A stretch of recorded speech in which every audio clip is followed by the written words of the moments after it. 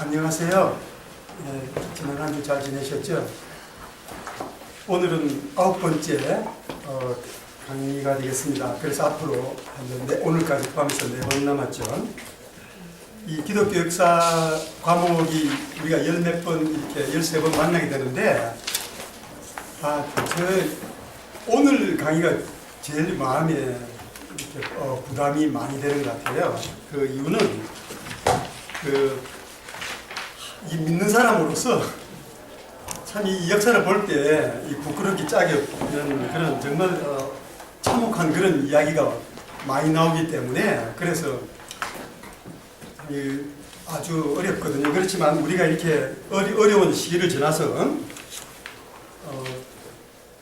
앞으로 더 발전해야 되겠다 하는 그런 걸 바라보고 이제 그렇게 생각하면서 같이 보시겠습니다. 그러면 양이 상당히 많지만 6부의 앞부분을 조금 복습하고 이렇게 넘어가겠습니다. 오늘 특별히 또 장로님도 오셨고 해가지고 종교개혁은 이제 1517년에 이렇게 됐죠. 그래서 이 한마디로 종교개혁이 중세에서 근대로 넘어가는 그 역할을 했기 때문에 역사상 지난 2000년 역사상 보면은 제일 큰 사건 하나를 꼽으라면 아마 이 종교개혁 사건이 아닌가 할 정도로 이게 큰 영향을 끼쳤습니다. 그래서 이게 종교뿐만이 아니고 정치, 경제, 사회, 인간 생활의 모든 영역에 대해서 영향을 미치게 된 거죠.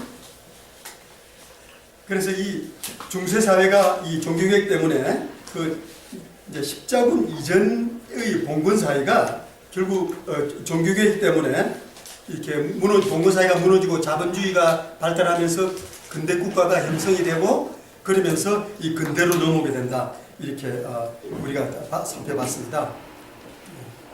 그래서 이 십자군 후에는 변화가 여러 가지가 있었는데 특별히 그 독일에서는 십자군 후에 독일의 그 정황이 종교개혁이 딱 일어나게끔 좋게 정말 하나님이 그 때가 참에 이렇게 기억자를 보내신 그런 결과적으로 그렇게 됐습니다. 그래서 독일이 아니면 이 종교개혁 자체가 일어날 수 없을 정도로 그렇게 원동력이 된 각 영주들로 구분돼 가지고 영주들이 자치권이 있었기 때문에 그리고 영주들 7명이 모여 가지고 황제로 신성 로마 황제를 뽑으니까 영주들이 황제들하고 거의 막상막하로 이렇게 비겁하게 굴지 않고 그 밑에 들어가지 않고 그렇게 통치를 할 수 있으니까 이 종교개혁이 이제 됐다고 이렇게 보는 거죠. 그래서 또 정신적으로는 삶이 풍부해지니까 사람들이 이성을 이제 더 찾게 되고 해서 그 배경이 됐다고 할 수 있습니다. 그래서 가톨릭 시대가 중세 1000년 동안 이 종교개혁까지 오면서 여러 가지 문제가 많았는데 이 중간에 보시면은 그 부패를 말하면은 성직, 매매, 고리, 대금, 술집, 도박장, 인간이 생각하는 모든 나쁜 거는 이 교회가 다 한 거예요. 그리고 이 교회가 그 영주 제도 밑에서 이 추기경이 있으면 거기서 제일 부자, 제일 권력이 많고 땅이 많고 권세가 많은 게 추기경이 되니까 그 부가 따라오니까 교회든 어디든 이렇게 섞게 되는 그런 결과가 나왔습니다. 그래서 이 루터가 이제 출연하면서 맨 처음에는 면죄부를 왜 해야 되느냐 그 불합리에 대해서 주장을 하다 보니까 이렇게 되는데 여기서 가장 중요한 컨셉은 공덕의 창고입니다. 이게 이 공덕의 창고가 캐톨릭이 이해하시는데 캐톨릭은 두 가지가 제일 커요. 이 공덕의 창고하고 그 다음에 의식 하나 더 하자면 마리아 숭배 이렇게 세 가지인데 공덕의 창고는 13세기에 1200 몇 년대에 이 스칼라 철학자들이 파리 대학 무슨 대학 이렇게 하면서 거기서 이 성경을 대학에서 연구를 하면서 이 예수님부터 그 많은 사도들 전부 다 하면서 그분들이 한 게 어느 공덕이 돼가지고 어디 쌓여 있다 이거죠. 그러니까 그 나머지 성도들은 그 힘으로 우리가 결국 구원을 받게 된다. 이제 그게 공덕의 창고 교리입니다. 이게 이제 가톨릭의 저변이 되니까 이 이후로는 모든 공덕의 해야만 이 구원을 받을 수가 있게 되니까 그러면 공덕을 어떻게 비느냐? 그럼 공덕을 누가 나눠주느냐? 공덕을 나눠주는 거는 이제 교황이 한다 이렇게 되는 거죠. 그래서 이 카톨릭의 모든 행동이 그 저변에 이제 공덕의 창고 문제가 있다고 할 수 있습니다. 그래서 이 면죄부를 토론을 하자 이렇게 이제 됐죠. 그래서 여기서 이제 95조를 붙이는 게 되었고 루터가 이 어떤 거는 그거죠. 만일 교황이 이 인간을 구원을 해줄 수 있다면 그럼 왜 무료로 이 불쌍한 농민들을 구원을 못 해주느냐? 그렇잖아요. 왜 불쌍한 농민들한테 이렇게 국민들한테 막대한 돈을 걷어가지고 이렇게만 구원을 해주냐? 그게 이제 그 맥센스가 안 된다는 그런 걸 말을 한 거죠. 사실 그 우리한테는 이게 이해가 되는 거죠. 그래서 참 이 신약 이후에 1500년 동안 은혜로만 구원을 받는다는 게 그러니까 물론 이 은혜의 구원은 그 오거스틴이 맨 처음에 이렇게 학문적으로 밝힌 겁니다. 그렇지만 오거스틴이 이제 지나가고 서로마 제국이 무너지면서 이 중세 암흑으로 시대로 들어가면서 그 AD 500년부터 이 지금 1500년까지 1000년 동안은 이 은혜로 구원받는 게 잊어버린 거니까. 그러면서 이 공덕의 그 교리가 나오니까 계속 공덕을 쌓아야 된다. 공덕을 쌓으려면은 뭐 성지순례라든지 아니면 로마시 한번 가면은 그 로마시 한번 가면은 그때까지 지은 죄는 몽땅 다 그 이제 사면을 해주는 거죠. 교황이 그렇게 이야기를 하니까. 그러면 교황은 로마에 순례로 오면은 로마시에 들어오는 입장료 받으니까. 여튼 뭐 그래서 어떤 구원이 여튼 이렇게 된 거죠. 그래서 이제 그 여기다 독전을 하게 되는데 여기가 이제 바티칸 성당이 되죠. 그래서 이 루터가 한 그 95명 논제 중에 50번째가 그거예요. 교황이 만약 면죄부를 이 설교자들의 가관 요구로 이렇게 판단을 안다면 이 베드로 성당을 양들이 피와 살로 짓는 대신에 잿더미화해야 된다. 진짜 우리 동양에도 이런 표현이 있죠. 피와 살로 국민들이 피와 살로 뭘 한다는 그런 표현이 있잖아요. 하여튼 그렇게 루터도 똑같이 이미 지금 현재 그대로 이렇게 있는 거예요? 예, 현재 그렇죠. 이게 바티칸 광장이에요. 연말이나 뭐 이렇게 크리스마스 때 여기서 미사하고 교황이 발코니에 나와서 이제 이야기를 하면은 이게 지금 베드로 성당이죠. 예. 예. 세인트 피터 스퀘어. 그렇지, 예. 그 요즘도 그 막 모이는 거 보면 요즘도 그 성지순례 하면 죄를 사해준다 그런 게 좀 아직도 있는 거예요. 그렇지. 아니 그러니까 근본적으로 공덕의 창고 이론이 있으니까 그러면 공덕이라는 게 이 성인들 숭배, 성인들 거기다든지 하여튼 이 어떻게 그 포인트를 얻느냐 이렇게 되니까 근본 시작이 우리 개신교하고는 타입이 어려운 그런 게 되는 거죠. 그래서 이 루터가 하는 말은 교회 계획을 방해하는 세 가지가 있는데 첫째, 이 성직이 세속 권력보다 높다는 이런 이 방해 장애물이 되고 둘째는 교황만 성경을 해석할 수 있다 하는 그런 교황청의 주장 그리고 교황만이 이 회의를 소집할 수 있다 이렇게 되는 거죠. 그래서 이 개신교에서 하는 이야기는 교황이 그리스도의 후계자가 진정되고 싶으면 청비를 벌받아야 된다. 이렇게 이제 이야기하는 거죠.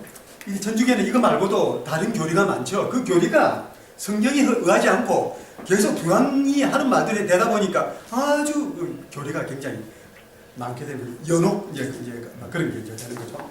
그래서 이 루터가 한 게 아주 많지만 이 중에 하나가 그 잘 알리지 않은 게 신약 성경 번역한 게 이게 신약 성경을 9개월 만에 이렇게 번역했는데 이게 almost 이 딕테이트 하는 식으로 속도로 해가지고 번역을 해가지고 그 독일에서 September Bible 이렇게 부르는데요. 하여튼 이게 근대 독일 언어가 형성되는데 영국은 셰익스피어가 있으면 독일은 이 루터가 있는 거예요. 이 언어적으로, 언어 문학적으로 그 정도로 이 기여를 많이 했죠. 그러면 이건 복술이기 때문에 그냥 금방만 넘어가겠습니다. 그러면 이 개신교는 이 종교계에 세 사람이 큰 사람이 있다고 보시면 됩니다. 루터가 있고 그 다음에 그걸 행동으로 좀 옮긴 스빙글리가 있고 모든 또 종교의 이론적으로 완전히 닦은 칼빈이 이렇게 했습니다. 이 츠빙글리는 이 종교개혁의 이론을 가지고 조금 더 나가가지고 이렇게 이걸 이 사회에 한번 실현시켜 보려고 이렇게 노력을 한 거죠. 그러나 젊은 나이에 일찍 카톨릭과 전쟁하다가 이제 죽죠. 그래서 츠빙글리는 같은 이런 루터처럼 이렇게 깨달았지만 자기가 루터는 굉장히 감성적인 사람이에요. 정말 이 성경을 가지고 그 고민하고 그때는 이 화채설이라고 가지고 이 성찬하면 떡을 받고 그 포도주를 받으면 그게 기도하는 순간이 예수님의 진짜 피와 진짜 살로 변한다고 이렇게 믿었거든요. 그렇게 천년 동안 믿은 거예요. 그래서 루터가 맨 처음에 신부로 자기가 처음에 이 그 성찬식을 하는데 떡을 주는데 거기서 버버버버 이렇게 떨다가 떡을 얼마나 겁이 나가지고 하나님 그때는 이 은혜의 글로 뭐 알기 전이었어요. 그러니까 공의의 하나님만 거의 머리 잔뜩 박혔으니까 벌벌벌 떨다가 이걸 놓친 그런 일화가 있습니다. 그러나 츠빙글리는 루터하고 정반대. 이 사람은 굉장히 캄하고 이론적이고 아주 합리적이고 이렇게 분석하고 이렇게 하는 그런 형태예요. 그러니까 우리 교로 말하는 이진수 목사님에 더 가까운 그런 형태입니다. 아주 그 이성적인 그런 거죠. 그래서 이 성경을 읽으면서 이 교황이 잘못됐다는 걸 이제 깨달은 거예요. 그럼 루터는 우리 교회에서 누구? 네, 루터는 뭐 감히 말하자면 안재기 목사님입니다.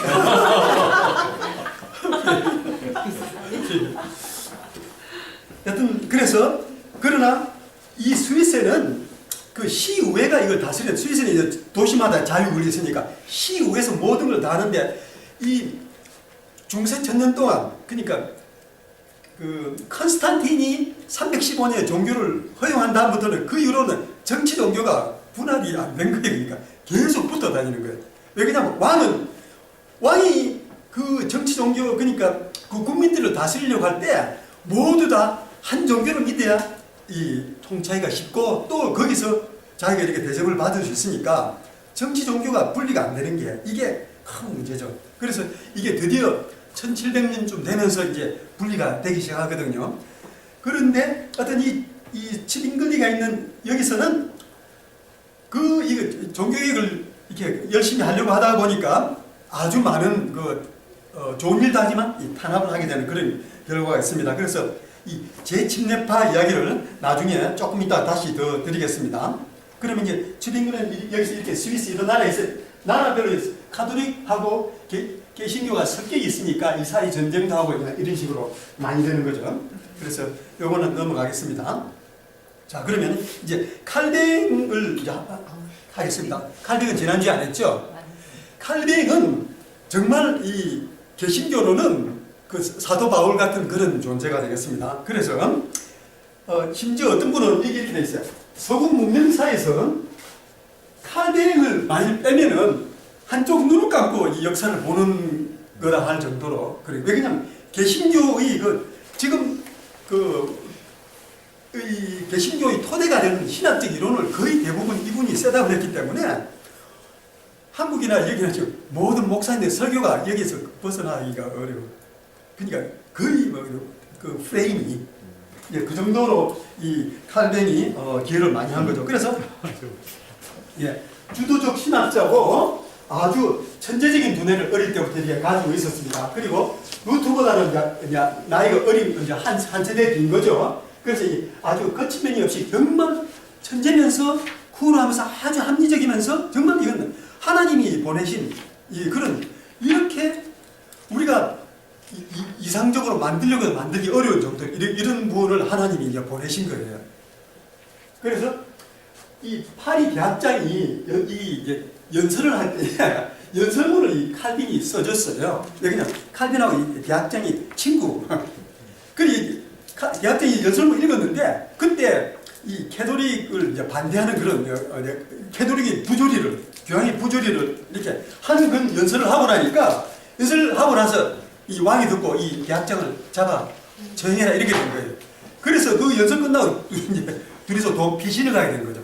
그래서 하여튼 그 칼빈은 어디로 갔냐? 파리에서 바젤로 가서 1년 있다가 제네바에 가서 5년 있다가 또 스트라스부르크에 가서 3년 있다가 다시 제네바로 와서 있으면서 이러면서 이 제네바가 개신교 전체의 그 거의 교황청 역할을 할 정도 그 정도 이 영적으로 무게를 가지는 그런 도시가 됐습니다. 근데 개신교 전체의 개혁 운동의 영적인 그런 지도자적인 지도 위치에 이제 서게 된 거죠. 그래서 이 제네바는 그 신앙의 자유를 어느 정도 이렇게 개신교한테 보장을 하니까 각 나라에서 이 개혁 마인드가 있는데 본국에서 탄압받는 사람은 전부 다 제네바로 오는 거예요. 그러니까 도망을 가야 되니까 파리도 못 있고 영국도 못 있고 뭐 스페인도 못 있고 이렇게 되니까 다 와서 이 칼빈한테 설교 듣고 또 이 이야기 듣고 이렇게 해가지고 칼빈의 영향을 전부 다 받게 되고 칼빈이 다시 자기 나라로 나중에 돌아가면은 거기서 이제 개신교를 일으킨 거죠. 칼빈은 제네바가 스위tzerland에 있는데 스위tzerland에 여기가 제네바입니다. 지리. 예. 지리군요. 예. 스위스에 있고요. 여기로 하면은 여기가 이태리 바로 여기가 스위스입니다. 아주 작쪽이니까 불란서하고 이태리, 독일 이 사이에 딱 끼어 있는 나라죠. 여기는 유엔 기관이 아주 많습니다. 그래서 이 칼빈은 다른 거 액션창은 별로 없어요. 그렇지만은 이 설교하고 저술, 수많은 편지 쓴 거 이거 가지고 이 전체 기독교를 오늘까지 지금 이렇게 영향을 이렇게 행사하고 있는 겁니다. 그래서 이 청교도 회중교회, 장로교, 개혁교 전부 다 칼빈의 그 신학에서 갈라져 나왔다고 보시면 됩니다. 그래서 아주 기여를 많이 했죠. 그래서 유럽 전역의 황제, 왕, 정치 이런 지도자들한테 계속 이게 편지를 쓰고 영국의 에드워드 왕한테 편지 쓰고 자기가 칼빈이 기독교 강요 쓴다 하면 그거는 불란스 왕한테 기독교인이 이렇게 개신교인이 이렇게 나쁜 게 아니다. 그럼 나는 이 기독교 강요를 불란스 왕한테 헌정한다. 뭐 이런 식으로 하고 그런 게 많이 있습니다. 그래서 칼빈은 20대 초반에 벌써 굉장히 불란스에서 아주 명망이 있는 그런 사람이 됐어요. 왜 그러냐면 이 학식과 여러 가지 인품이 굉장히 뛰어나기 때문에. 그래서 저는 사실 이게 제가 한 말이 아닙니다. 책에 있는 말인데 교회사 전체를 통해 가지고 이만큼 지혜로운 사람이 없다라고 우리 책의 저자는 이렇게 이제 이야기하는 거죠. 왜 그러냐면 이 기독교 강요라는 게 대단히 많은 분량인데 이게 우리 믿는 사람들이 어떻게 살아야 된다. 성경을 어떻게 해석해야 된다. 성경도 본별로 주석도 만들고 이제 그렇게 했었기 때문에 아주 정말 현명하신 그런 지혜로우신 목사님 한 100분이 모여서 쓴 그 정도의 분량 그런 게 한 사람한테서 나왔다고 이렇게 보시면 되는 거죠. 그래서 이 종교개혁을 신학적으로 완성하는 하나님의 도구다 이렇게 할 수 있죠. 그리고 개신교의 체계를 핵심 진리 전체를 교리를 요약했다 이거죠. 그래서 성경을 이해하고 어떻게 삶에 적용해야 하는 것까지 이렇게 다 쓴 거죠. 그래서 일단 이 기독교 강요가 물건을 사라고 강요하는 게 아니고 이거는 개요 이런 뜻입니다. 교훈 그렇게 번역할 수 있죠. 그래서 이 책에서 비성경적인 그런 가톨릭 교회 이런 게 많이 있으니까 그래서 우리가 이 사회가 이제 문제가 많으니까 우리가 이 하나님을 경계하는 지혜가 있어야 된다는 걸 하고 참된 복음을 이렇게 강조하는 거죠. 그러면서 이게 이 하나님의 백성들이 궁극적으로 이 사회와 국가를 이렇게 변형하기를 바란다 이런 식으로 썼습니다. 그래서 칼빈의 신학 이론이 중요한 게 튤립이라는 게 있습니다. 튤립 이게 칼빈 전체 신학 이론의 핵심입니다. 튤립은 뭐냐? TULIP 그 약자입니다. 그래서 T는 뭐냐면은 Total Depravity 해가지고 전적으로 타락했다. 그러니까 인간은 저 같은 경우 손창수는 전적으로 타락했기 때문에 그 혼자 힘으로는 이게 구원에 이룰 수가 없다는 거예요. 그러니까 그게 이제 튤립의 T에 해당됩니다. 인간이 그렇게 타락됐다는 걸 이야기하는 거죠. 그래 하나님이 이 믿음을 주셔야 된다는 거예요. 그러니까 믿음을 내가 만들거나 내가 어디에 가져오거나 이렇게 하는 게 아니라는 거예요. 내 믿음 자체도 하나님이 주셔야만 된다는 그런 말씀입니다. 그게 하나님이 믿음을 안 주시면은 아무도 그리스도를 진실되게 못 믿는다. 그러니까 이 튤립의 티를 벗어나 가지고는 이 설교하기가 어려운 그렇죠. 이 개신교에서는 그렇죠. 두 번째 unconditional election. 이거는 하나님이 선택하실 때 보고 그러니까 우리 박재민 형제님이 참 사람이 됐으니까 이게 내가 구원해주고 사람이 안 됐으니까 구원해주고 그런 게 아닌 거예요. 하나님이 구원하실 때는 그런 조건을 보고 하신다는 게 아닌 거예요. 우리 인간이 조건을 내가 만족시키면 얼마나 만족시키겠어요? 하나님이 이렇게 인간을 어느 누구를 하실 때는 그런 걸 보고 하신다는 게 아닌 거예요. 그게 다 도토리 기적이기 때문에 이제 그게 무조건적인 선택입니다. 하나님이 조건이 없이 하나님이 만일 무슨 어떤 기준에 의해서 하나님이 원하시는 바에 의해서 이렇게 선택하신다는 그런 교리가 되겠습니다. 그럼 다음에 TULIP L은 뭐냐면 Limited Atonement. 이거는 제한적 속죄인데 예수님이 모든 인류를 위해서 십자가에서 구원하시게 돌아가셨지만 그 효과가 누구한테나 가는 게 아니라는 거예요. 그러니까 그 예수님의 그 효과가 하나님이 구원하시는 그 인간한테만 간다는 거예요. 그러니까 그러면은 뭐 예수님이 다 구원하시기 때문에 인류가 몽땅 다 구원된다 그런 건 아니라는 거죠. 그리고 이 불가항력적인 은혜는 뭐냐면은 튤립의 아이입니다. 이거는 하나님이 우리를 이렇게 선택하시면은 내가 이거 거절하거나 이렇게 뭐 다른 그걸로는 안 된다는 거죠. 하나님 은혜는 누구도 거절이 안 되고 이렇게 우리한테 온다는 그런 예 되겠습니다. 예정설이죠, 그게. 그렇죠. 이게 전체가 예정설하고 네. 관계가 있습니다. 그리고 나중에 이 성도의 견인 이거는 뭐냐면 하나님이 이렇게 지정하신 사람은 그 구원에서 떨어질 수가 없다. 라고 이렇게 한 거죠. 자, 그래서 이게 이제 되고 칼빈이 이 개요에 강요에 굉장히 많은 말을 했는데 그 중에 좋은 것만 제가 이제 몇 개 이렇게 드리겠습니다. 그래서 이게 칼빈은 맨 처음에 하나님을 두려워해야 돼요. 루터는 마찬가지예요. 하나님 말을 하면은 이 발작을 일으킬 정도로 이렇게 그 정도로 하나님을 두려워합니다. 사람이 참 정말 좋은 분이지만 그랬고 둘째는 칼빈이 캐톨릭에서 이렇게 개신교로 이렇게 회심했을 때 그때는 어떻게 했냐면은 이게 이 갑작스러운 회심 어느 날 갑자기 하나님께서는 너무나도 완악했던 나의 마음을 당신이 가르침을 받을 수 있게끔 그런 상태로 만들어 주신 거죠. 그래서 그동안 로마 교황의 미신 속에 이 미신이 거기 많이 가지고 있으니 너무나 깊게 들어가 있으니까 아무 그런 걸 자기가 볼 수가 없는데 하나님이 꺼내주셨다는 거예요. 자기가 이렇게 내가 이걸 깨달아서 이렇게 나온 게 아니고 그래서 하나님이 그 수렁에서 자기를 꺼내줬고 그래서 이게 내가 지금 한 가지 아는 거는 이게 맹인들이 그때 이 카톨릭일 때를 이야기하는 겁니다. 내가 눈이 멀었다가 지금 이제 내가 볼 수 있는 게 세상을 제대로 볼 수 있는 게 이게 자기가 안다 하는 게 되겠습니다. 자 그러면서 이 칼이 느낀 겁니다. 자기가 얼마나 부정하고 더러운 존재인지 우리가 믿는 사람들은 다 이걸 어느 정도 우리 생각할 수 있어요. 그죠? 우리가 정말 믿기 전에는 얼마나 부정하고 더러운 존재인지 그거를 이제 본 거죠. 그래서 자기는 너무나 비참하다 그러니까 자기가 그걸 깨닫고 나니까 카톨릭으로 평생 살면서 이걸 못 깨달았는데 하나님 은혜를 이제 자기가 느껴서 이렇게 깨닫고 이제 쓴 겁니다. 그래서 자기가 아주 두렵고 떨리는 그런 마음이 있다는 거죠. 그래서 이 영원한 죽음, 내가 만일 이렇게 구원 못 받으면 영원한 죽음이 되는 거 아니에요. 그냥 영벌이 되니까. 그래서 그게 공포 있고, 그래서 자기가 한없이 자기 이 과거에 대해서 통곡하는 거거든요.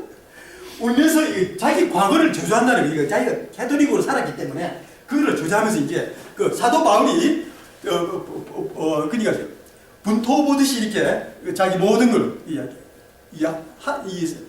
예수님을 자랑하는 것 외에는 복음을 자랑하는 모든 단들을 분유와같이 본다고 그랬잖아요. 그러니까 이 칼빈은 그런 식으로 자기 과거를 저주한다 이거니까 그런 옛날에 몰랐던 과거를 그러면서 자기가 참된 경건이 되고 싶어서 이게 자기가 참된 경건이 되고자 그런 간절한 그 욕망으로 이렇게 마음이 불타게 됐다 이렇게 되죠. 그리고 이 나머지 두 가지가 아주 좋은 말입니다. 그래서 제가 이제 시작을 그래요. 만일 죽음이 없다면 인간이 얼마나 교만하고 악해지겠냐 이거예요. 그렇죠? 진짜 저도 이 말씀을 들으면 만일 죽음이 없다면은 우리 인간들이 더 뭐 이런 거다 죽을 때까지 지고 더 이렇게 하고 그냥 정말 이게 악하게 이렇게 되는 것 같아요. 그러니까 우리가 낙엽이 떨어지듯이 어느 인간도 어느 시점에 가면은 이렇게 하나님이 이렇게 우리 인간을 참 이건 하나님이 아주 정말 그 선하신 섭리가 아닌가. 왜 우리가 죽음을 앞두고 이렇게 우리가 돌아올 수 있잖아요. 죽음 앞에서는 자기 거짓말했던 거 나쁜 짓 했던 뭐 우리가 죽음 앞에 돌아올 수 있으니까 나머지도 마찬가지. 그다음에 이건 죽음은 아니지만 고통과 눈물과 좌절이 없다면 인간이 얼마나 교만하겠느냐 하는 게 이제 칼빈이 이렇게 이제 한 겁니다. 자, 그래서 그러면 이제 됐고 여기서 스위스와 종교개혁의 관계를 잠깐 말씀드리면 이 제네바는 이제 칼빈이 있으면서 제일 가는 종교개혁 중심지라고 그랬죠. 그 다음에 취리는 칠인글리 중심지고, 다음에 낙스는 그 장로교를 시작한 분입니다. 그래서 이 낙스가 이제 피신 와가지고 제네바 있으면서 볼 때 이렇게 한 말이 사도 시대 이후에 세상에서 가장 완벽하게 이렇게 돼 있는 그 예수님의 그 예수 그리스도가 하는 그 학교가 같다. 그 정도로 이 제네바가 좋다는 거죠. 그리고 제네바처럼 진정으로 개혁된 그런 방식으로 그리스도가 전파되는 것을 다른 어느 곳에 세상에서 본 적이 없다는 거죠. 그만큼 제네바는 칼빈 때문에 이렇게 됐습니다. 낙스도 되게 유명한 이름인 거죠. 그러면요, 잔 낙스라고 좀 있으면 나옵니다. 칼빈이 원래 제네바에 갈 생각이 없었어요. 근데 제네바에서 이 칼빈이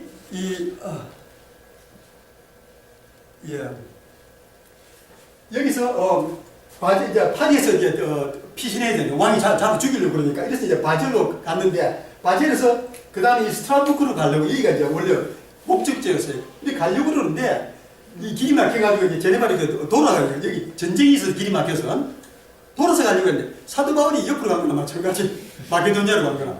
그래서 근데 제네바 돌아가려고 한 제네바에서 그 제네바 시 담당 목사가 파리레라 목사가 칼빈이 왔다는 이야기 들은 거예요. 그래서 이 사람이 칼빈을 잡아야 되겠다. 그래가지고 이제 칼빈이 묵고 있는 요관으로 간 거죠. 그래서 제네바에 있으면서 우리가 같이 좀 열심히 잘해보자. 이러니까 칼빈이 자기는 여기 가기 좀 다 이야기 스트라스부르크 가게 가서 어떻게 하기를 다 계획 세우고 다 했는데 안 된다고 그러니까 계속 설득하다 안 된다고 그러니까 이 파리레 뭐라고 그랬냐면 당신이 만일 내 청을 거절하고 여기에서 이 하나님 그걸 해야 되는데 거절하고 가면은 당신 앞길에 하나님의 저주가 있을지어라. 그렇게 한 거예요. 그래서 칼빈이 그 말 듣고 하여튼 그 말 듣고 이게 무릎을 꿇은 거니까. 그래서 결국 제네바에서 이렇게 거의 나머지 생애를 다 보내면서 하게 되는 그런. 스트라스부르크하고 제네바는 얼마큼 멀리 떨어졌어요? 독일이니까 한참 더 떨어진 것 같아요. 한 1-200마일 정도는 떨어졌다고 봐야 되겠죠. 자, 그러면 이제 칼빈은 이 정도로 하겠습니다. 자, 그러면 이 재침례파로 가는데요. 재침례파에는 이 영어로 에나베티스라고 부릅니다. 근데 에나가 over again 그런 뜻이에요. 그래서 over again 침례를 또 받는다는 말인데 중세 천년 동안에 애를 놓으면 무조건 유아 때 이 세례를 주는 거예요. 거기에 그 당시에 거의 법으로 그렇게 돼요. 그러니까 누구나 무조건 그냥 출생신고 같은 그런 게 되는 거죠. 그러니까 이게 그 신앙이 무너지니까 신앙이 무너진 이유가 뭐냐? 어른들이 다 신앙이 무너져 있어요. 무너진 이유가 진정한 그 회개나 구원의 확신이 아무도 그런 게 없는 거예요. 전체 사회가 그냥 주민등록증 같은 그런 의미로 변해버린 거죠. 세례가. 그래서 다시 세례를 받는다 이렇게 되니까 이제 세례를 받아 이게 그냥 믿는 사람 내가 믿는 걸 커밋해라. 그래야 이게 우리 그룹에 들어와서 같이 신앙생활 할 수 있다. 이렇게 되니까 이제 그분들이 결국 침례를 새로 하게 되는 이제 그렇게 된 거죠. 그래서 이제 재침례파라 이런 이름이 붙었습니다. 다른 사람들이 그렇게 부른 거죠. 그래서 이 취리에서 출발했는데 여기가 지금 여기서 지금 이제 피가 많이 피가 강물처럼 이렇게 되는 그런 게 결과적으로 된 겁니다. 이분들은 정말 철저한 평화주의자입니다. 평화주의자고 그래서 나중에 이제 워낙 많이 죽으니까 좀 과격파도 나오지만 그래서 이 이상주의적인 교회를 해야 된다. 이상주의적인 교회를 이 성경대로 가려고 하니까 초대교회로 가려고 하니까 이 제네바에서 이 뭐 취리 이런 데서 있어가지고는 도저히 안 되는 거예요. 그러니까 이게 이제 정부를 부정하게 되는 그런 결과가 되는데 그게 이분들의 제일 큰 약점이라면 아니면 잘못된 거라면 할 수 있어요. 왜냐하면 이때는 정치 종교가 완전히 붙어있기 때문에 정부를 부정하면 이거는 그냥 무조건 사형감이 되는 거예요. 그러니까 그 외에는 다른 초이스가 없게 되는 그런 상황이죠. 그렇지만 이 에나베티스트는 절대 평등, 남녀 평등, 상하, 기천 전부 다 평등. 그런 정말 기독교로 보면 정말 이 성경에 제일 가까운 그런 이제 교파가 된 거죠. 그래서 이 문제는 이제 이 목표가 너무 당시에 비해서 과격했다는 거죠. 그때부터 지금 또 거의 뭐 5, 600년이 지난 지금도 이게 지금 아직 안 될 정도로 이제 그렇게 되어 있으니까 그렇습니다. 그래서 이 자기들은 해치는 원수들을 향해 축복해야 된다. 성경이 그렇게 되어 있으니까 오른쪽 방, 왼쪽 방 그렇게 되어 있으니까 이제 하는 거죠. 그리고 산상수훈 자체를 이제 그대로 이용하려고 하는 그런 게 됐습니다. 그리고 교회는 로마 제국과 결탁한 그때부터 이제 타락했기 때문에 그리스도를 배신했다 이렇게 된 거죠. 그래서 이게 취리에서 이제 회의를 하는 겁니다. 취리는 지도가 좀 미안한데 그래서 여기서 이 박해는 이 박해된 시작이 취빙글리가 계획을 하고 있는데 그게 이제 마음에 안 드는 거예요. 근데 이거 취빙글리가 이게 너무 심각하다 마음에 안 든다. 더 세게 해야 된다. 이게 완전히 이상국가로 만들어야 된다. 진짜 다른 취빙글리 쪽에서 보면은 과격할 정도로 그렇게 이제 요구를 하니까 이제 그게 이제 서로 이제 어긋나게 되는데 이때 1525년 처음으로 침례식을 이제 어른들이 모여가지고 이렇게 이제 하는 거죠. 이때 하게 되면서 그해부터 이 침례를 다시 한다는 것 자체가 이 정부의 반란을 하는 행위가 된 거예요. 정부 룰에 없으니까. 그러면서 이 사람들이 하는 이야기는 이 믿는 사람들 애들한테 침례를 주면 안 된다. 그렇게 이야기를 하는. 그러니까 애들한테 침례를 주면 안 된다. 이거는 정부 방침이 또 어긋나는 거예요. 그러니까 정부하고 부딪히지 않을 수가 없게 되는 거죠.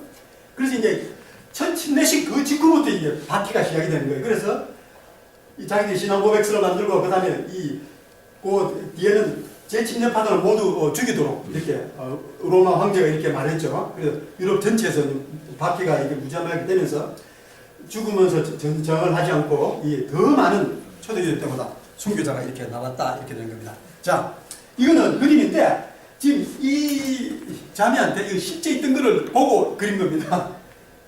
너 두 번째 침례 받았는데 이게 취소할래 안 할래?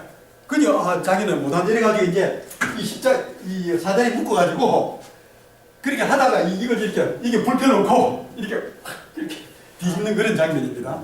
그래서 이제 화형식을 하게 되고 또 이거는 뭐냐면은 아까 원수를 사랑하라고 돼 있잖아요. 이 사람이 에나베티스트 리더예요. 도망을 가는데 그 공안이 따라오는 거예요. 가다가 이 얼음에 빠졌어. 이 사람이 도망을 갈 수가 없네요. 이 원수가 이제 위험에 있으니까. 그래서 돌아와가지고 건져주면서 잡혀가지고 와서 이 사람이 이제 파형당한 거죠. 하여튼 제 침례파는 그런 정도로 됐습니다. 그러면서 나중에 이제 과격파가 나오게 됐는데 혁명적 사고가 나와서 이제 여러 가지 이런 아주 과격 그러니까 이런 과격파가 있으니까 계시 예언 환상이 막 난무하고 이렇게 되니까 이게 제 침례파에 대해서 이미지가 이렇게 좀 나쁘게 되는 그런 이제 결과가 된 거죠. 왜냐하면 이때는 교황도 종말이 왔다고 생각하고 이 재침례파도 이 종말이 나왔다 이렇게 생각한 거예요. 그래서 그러면서 이런 과격파가 나오니까 여튼 이거는 이 재침례파라고 볼 수 없습니다. 그냥 그런 재침례파라고 볼 수가 없어요. 이분들은 그러니까 완전히 이단 중에도 이단인 그런 지금 보면 뭐 구원파 뭐 쪽에 다 이런 그런 형태입니다. 그래서 이제 근데 이 정치가나 개혁은 외부에서 볼 때는 얘들도 그냥 다 재침례파다 이래가지고 혐오를 이렇게 받게 됐다는 거죠. 그래서 그 후기에는 이 재침례파가 이렇게 국가나 사회부터 분리되는 게 이제 우리 미국에 보면은 이렇게 에이미시나 이 후트라이트나 메노나이트 이런 파가 있습니다. 그리고 우리 남침례교단에는 이런 두 가지가 우리가 유산으로 받은 거죠. 자유교회 사상인 침례교는 워낙 자유교회 사상이 우리가 침례교에 많기 때문에 사도신경도 안 하는 겁니다. 그 여러 가지에서 침례교는 교회별로 다 그 교회에서 그룹으로 투표해가지고 정하면 그게 룰이다 이렇게 돼 있어요. 근데 침례교 교단에 이렇게 강제로 구성하는 그런 룰이 굉장히 적습니다. 아주 그냥 최대 공약수가 그냥 굉장히 작은 최대 공약수가 공유하는 그것만 교류로 돼 있고 나머지는 다 이렇게 개교회별로 이렇게 돼 있죠. 그리고 사도신경도 안 하는 게. 그 안 하는 게 이런 침례교는 이런 자율교회적인 게 많기 때문에 너 사도신경을 꼭 해라 이러면 그거는 좀 강제적인 거. 곤란하다 이거죠. 그냥 성도님들이 각자 이렇게 하는 걸 모르지만 그냥 강제로 뭘 꼭 해야 된다는 거는 그거는 성경이 어긋날 수 있다. 자, 이거는 그 에이미씨입니다. 이게 지금 재침례파의 지금 후손입니다. 이 필라델피아 가면 있습니다. 거기 가면 많습니다. 미국에 한 200만 명 이렇게 삽니다. 애를 낳아도 외부에 이 전기도 안 쓰고 텔레비도 안 보고 그러니까 애나베프티스트 그때 하고 똑같이 사는 겁니다. 이 중에 한 3분의 1은 애들한테 그 의무교육으로 고등학교까지 의무교육하고 그 다음에 너가 나가려면 나가고 들어오려면 들어라 이러면 한 3분의 1은 나간대요. 3분의 1은 그대로 살고 그리고 나간 애들 중에 일부가 돌아오고 나가 살아보니까 역시 안이 좋다 이래 하는데 정말 이 에이미시 되어 있죠. 아주 정말 평화스러운 그런 점점 많이 얼마나 저 사람들 중혼을 먼저 하세요. 예? 중혼을 하지는 않죠. 안 하죠. 중원은 아니죠. 이거는. 예. 중원은 뭐뭐 외에는 여기는 그 아주 초대교회 그대로 청빈하게 화목하게 가정적으로 이렇게 살려하는 자기들이 그 지상 낙원이다 해서 만든 정도 그런 데를 사는 거죠. 필라델피아 가시면 많습니다. 나중에 한번 가보세요. 자, 재침례파가 여러 가지 기여를 했는데 그 중에 이렇게 6가지만 적어봤습니다. 첫째는 지금은 정치와 종교의 분리, 이거 누구나 당연한, 그렇죠? 미국에서 다 장로교를 믿어라. 법으로 하면 어떻게 되겠어요? 아니면 다 몰몬교를 믿어라든지. 그러니까 이 정치 종교 분리가 지금은 당연하지만 이거를 처음으로 주장해가지고 이렇게 피를 흘린 분들이 재침례파가 되는 거고, 그 다음에 종교의 자유, 믿고 안 믿고 이 종교의 자유를 해야 된다 이거죠. 자기가 개신교, 신교 선택할 수 있는 자유. 이게 재침례파 나온 겁니다. 그리고 세상으로부터 이거는 세상보다도 속세라고 사실 해야 되겠죠. 속세로부터 분리된 삶을 살아야 된다. 다음에 고통받는 부르심에 내가 이 예수님의 제자도로 살기 위해서 고통받는 부르심에 우리가 응한다. 그 다음에 자유교회 믿는 자만 침례를 받는다. 이제 이런 게 재침례파의 예입니다. 재침례파는 역사에 비한기를 묻혀가지고 완전히 평가가 안 된 그런 겁니다. 왜 그냥 이거는 유명한 교단도 아무것도 없어요. 그때 많이 죽고 그냥 끝난 거예요. 그리고 여기는 ABC 이런 정도로 군데군데 이렇게 몇백 명씩 사는 이런 것밖에 없거든요. 신문도 안 보니까 이 사람 기사도 거의 안 납니다. 그렇지만 이분들이 기여한 게 굉장히 무지무지하게 많은 거죠. 지금 남침례 교단에서는 이 재침례파에 대한 우리가 새로 이 정신을 받아야 된다 하면서 이런 게 굉장히 논문이나 그런 게 설교나 그런 게 많이 나오고 있습니다. 자, 그러면 자유교회주의라 사상이라는 게 예. 그게 아까 어떤 교리 신조 이런 걸 강제 안 한다. 한다는 그렇죠. 예. 신조 이 믿어야 되는 조건 어떤 교리 이거를 강제해서 정해놓고 하는 거는 아니라 이거죠.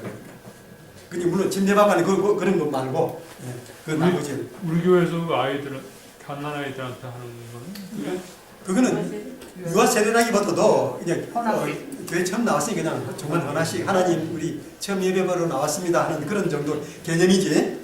그건 어떻게 하더라도 우리가 그걸 함으로써 이 애가 구원받는다고 이렇게 말하지는 않잖아요. 그냥 카톨릭은 그러면서 구원받는다고 말하기 때문에 이제 그게 문제가 되는 거죠. 카톨릭은 세례나 침례는 안 하니까 성인은요?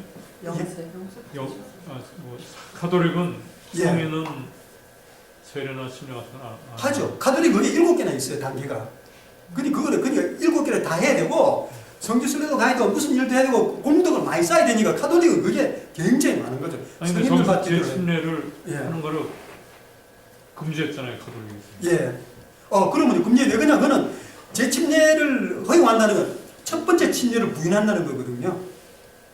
그러니까 카톨릭에서 하는 카톨릭은 처음에 이 세례할 때 그게 구원으로 간 건데 두 번째 또 구원 받으려면 또 이 세례를 받아야 된다 이렇게 되니까 그거는 완전히 이단이 되는 거죠. 그러니까 지금 카톨릭에서는 하여튼 침례해당되는 그 형식을 안 한다는 말씀이죠. 지금도 옛날에도 7개, 지금도 7개입니다. 예. 출생했을 때 그다음에 또 그 견진 세례 가지고 이게 이제 믿음으로 이렇게 할 수 있다는 게 청소년 때 하고 또 이렇게 올라가면서 이제 하는 게 있죠. 그럼 이 종교적인 역사적 상황을 이 종교계에 보면은요, 정치적, 사회, 경제적, 지적 이런 게 되겠습니다. 정치적으로는 어떻게 종교개혁이 가능했냐면은 이 색소니 공국이 굉장히 강력한 겁니다. 이 색소니 공국의 왕이 루터를 보여준 겁니다. 그러면 루터가 내 주의 성은 부른 게 바로 여기입니다. 그 다음에 이 프레데릭이죠. 그래서 이 프레데릭 부를 때는 The Wise 이렇게 아주 현명하게 했으니까 로마 제국이 약하고 뭐 민족주의가 발흥하고 이런 거 정치적 배경, 그다음 사회 경제적으로는 도시들이 발달하고 이제 자본이 생기는 거, 그래 산업이 발달, 자본주의 이렇게 있습니다. 지적으로는 이 대학이 발달하고 인쇄술이 발달, 인쇄술 발달은 이게 아주 크죠. 정말 이게 모든 이게 다 한명하게 선을 이루면서 루터의 그게 꽃을 피게 된 겁니다. 이 루터가 한 말이 95개조가 인쇄가 돼가지고 한 2, 3주 만에 유럽에 다 퍼진 거예요. 그러니까 루터는 그렇게 힘을 안 쓴 건데 유럽 각지에서 그냥 거기에 막 야 이게 시원하다 내 생각하고 같이 공감하는 분들이 이제 많이 나온 거죠. 자, 그러면 또 다른 한 가지 또 있습니다. 이 종교개혁이 어떻게 가능했느냐? 주요 환경으로는 교회 안팎에 어려움이 많았다 이거죠. 그리고 이 메시지로는 이게 종교개혁의 그겁니다. 그렇죠. 오직 성령, 오직 은혜, 오직 믿음. 이게 종교개혁의 그 모토죠. 이 세 가지가 있었기 때문에 여기 이제 교회나 교황이 들어가지 않는 거죠. 그리고 수단으로는 인쇄술이 발달했기 때문에 가능했다 이렇게도 볼 수 있습니다. 자, 그러면 로마 카톨릭과 개신교의 강조가 이거는 아주 큰 거 몇 개만 말씀드리면은 이 공의롭다 하는 게 이거는 믿음, 성례, 칭의, 이 믿음과 이 성례, 이 모든 그런 걸 공덕을 쌓아야만 이렇게 되는데 이거는 오직 믿음으로만 우리가 의롭다함을 받을 수 있고 은혜의 통로는 교회를 통하지 않고는 이 은혜가 안 된다. 은혜라는 것 자체가 교회를 통하지 않으면 나을 수가 없다는 게 카톨릭 그게 완전 100% 이렇게 굳어져 있습니다. 그렇지만 개신교는 교회나 교황은 안 통해도 모든 믿는 자는 다 되기 때문에 결국 모든 믿는 자한테 은혜가 가기 때문에 결국 만인 제사장 이런 게 된 거죠. 그리고 권위는 성경과 전통의 권위인데 이 두 개 중에 전통의 권위가 더 높습니다. 그러니까 그렇지만 이 개신교는 성경만 오로지 권위가 있다 이렇게 이제 볼 수가 있는 거죠. 그러면 종교개혁에 세 가지 가르침이 있는데 이게 오직 성경, 은혜, 믿음 이렇게 있습니다. 그럼 이 오직 성경이라는 건 구원의 내용적으로는 성경을 봐야만 우리가 안다는 거죠. 그리고 은혜라는 수단으로 믿음을 통해서 우리가 구원받게 되겠습니다. 성경에 적힌 내용대로 은혜라는 수단으로 믿음을 통해서 우리가 구원을 받는다 이렇게 됐죠. 그래서 이게 오직 성경이라는 것은 교황이나 교회가 아니다. 오로지 성경만이 권위다 이렇게 되는 거고 이거는 하나님을 아무리 내가 공덕을 쌓으려 해도 이건 안 된다는 거죠. 그래서 이게 오로지 하나님의 은혜에 의해서 이렇게 우리가 구원을 받을 수 있다는 게 됩니다. 그리고 여기서는 그 구원의 방법은 믿음. 우리가 구원은 인간이 공동한 것 믿음으로써 예수님을 믿음으로 예수님의 보혈을 믿음으로써 이렇게 받을 수 있다 이렇게 됩니다. 자, 그러면 종교개혁 신학 사상에는 이 파이브 솔라라는 게 있습니다. 이 파이브 솔라는 뭐냐면은 아까 요 세 가지만 말씀드렸잖아요. 이 앞에 테이블에서 이게 제일 대표적인 겁니다. 그러나 이건 아까 조금 말씀드렸지만 솔라 스크립추라는 성경입니다. 라틴어로 이 그라시아 이거는 이제 은혜. 그다음에 피데 이는 이제 페이스 영어로는 페이스가 되는 거죠. 하지만 여기에 이제 두 개가 더 추가가 됩니다. 추가가 어떻게 되냐면 파이브 솔라 중에 나머지 두 개는 뭐냐면 솔루스 크리스토스 오직 그리스도 그리고 그다음에 이거는 우리 이제 목사님들 자주 쓰시는 거죠. 편지 밑에 솔리 디오 글로리아 이 디오가 하나님입니다. 글로리아 오직 주만이 영광 이렇게 되겠습니다. 그래서 여기서 이 파이브 솔라라고 하는 이게 이제 우리 개신교의 토대가 되는 그런 신학이 되겠습니다. 자, 지금까지 잘 됐는데 이제 제가 시작에 말씀드린 오늘 이 수업이 제일 제가 가슴이 무겁다는 게 여기서 이제 피가 많이 나기 때문에 그렇습니다. 이 종교개혁은 나라마다 특징이 다릅니다. 독일, 영국, 프랑스, 스페인, 덴마크, 스웨덴 이렇게 그 한 5개 지역으로 나누면 나라마다 이루어지는 전개되는 게 다 다릅니다. 그러나 제일 신사적으로 된 데 어디겠어요? 그나마 이 영국이 그나마 신사적으로 이렇게 결과적으로 그렇게 됐습니다. 그리고 제일 극렬한 게 이게 막 도저히 극렬한 게 이 프랑스가 제일 아주 잔인 극렬하게 이렇게 됐습니다. 그리고 스페인은 잔인 극렬하지만 워낙 그 이사벨라 여왕이 세가지고 일사천리로 이렇게 됐기 때문에 많이 죽겠다 거기는 조용하게 했는데 그냥 뭐 찍소리 못하게 이렇게 평정이 된 거죠. 그리고 이제 저 북부 쪽은 또 전쟁을 하면서 이렇게 됐습니다. 그러면 이제 오늘은 영국의 종교개혁을 이렇게 지금 이제 보시게 됩니다. 시간 되면 말씀해 주세요. 예, 시간이 됐는데 됐습니까? 예. 2분 남았는데 2분 남았습니까? 뭐 들어가기 전에 쉬고 가겠습니다. 예, 좋습니다. 그러면 쉬고 계속하겠습니다. 예. 저기서